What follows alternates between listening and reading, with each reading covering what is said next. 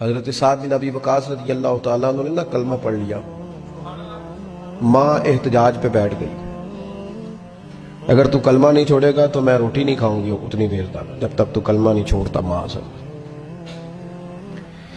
صحابہ کرام نے شدید ٹکراؤ دیکھا ہے جب ان کو مسلمان ہوئے۔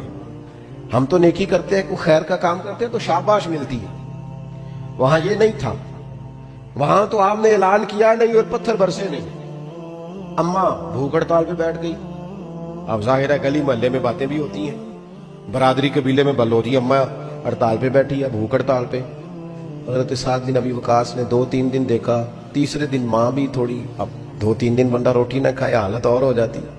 حضرت سعد جا کے اماں کے سرانے کھڑے ہو گئے، کہنے لگے اماں میں تیرے ہی پتر ہوں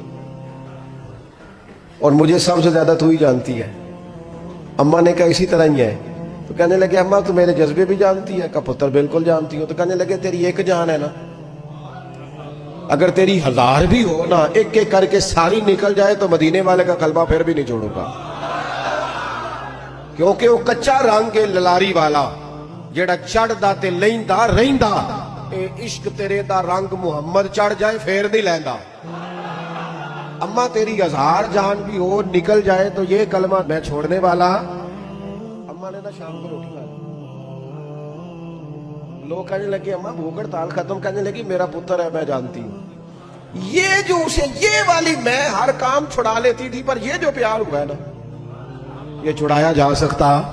یہ نہیں چھڑایا جا سکتا۔ وہ دنیا دے جھگڑے ایسا چھوڑ دیتے، سیاست دے جھگڑے ایسا چھوڑ دیتے، محبت دا جھگڑا چھڑا کوئی نہیں سکتا، یہ چھڑا کوئی نہیں سکتا۔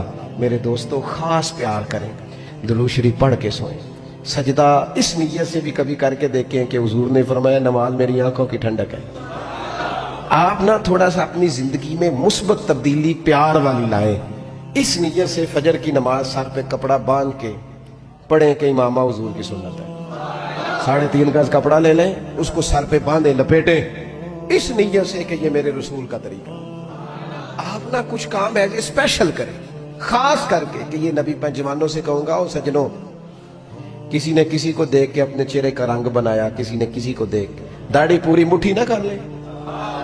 مجھے ایک دوست کہنے لگے بندے تانے مار دینے، تو میں کہا جے کر یار دے نام دا ملے میڑا انہوں چولی پا لئیے پنجے سٹیے نا، تو جے کر یار دے نام دی ملے سولی چوٹا چوٹ لئیے پیچھا ہٹیے نا۔ اور دنیا کے لیے بھی اتنے تانے کھائے ہیں، تو اگر کوئی دین کے لیے کھانا پڑ جائے تو کھا کوئی حرج نہیں۔ داڑھی شریف پوری ہوتی ہے مٹھی، یہ نہیں ہوتی جو آج کل ہماری اپنی مرضی کا سٹائل ہے نا، یہ اپنی مرضی کا نہیں۔ داڑھی کا وزن ہوتا ہے، یعنی پوری مٹھی ہو تو کوئی وزن اٹھانا پڑتا ہے، تو مسئلہ کیا ہے؟ تو چھوٹی والے نے بھی بندے مولوی صاحب جاندے نے، تو کیوں نہ پھر بندہ پوری کر لے۔ تو یہ 3-4 کام کریں تاکہ عملی ثبوت تھوڑا سا شروع ہو جائے۔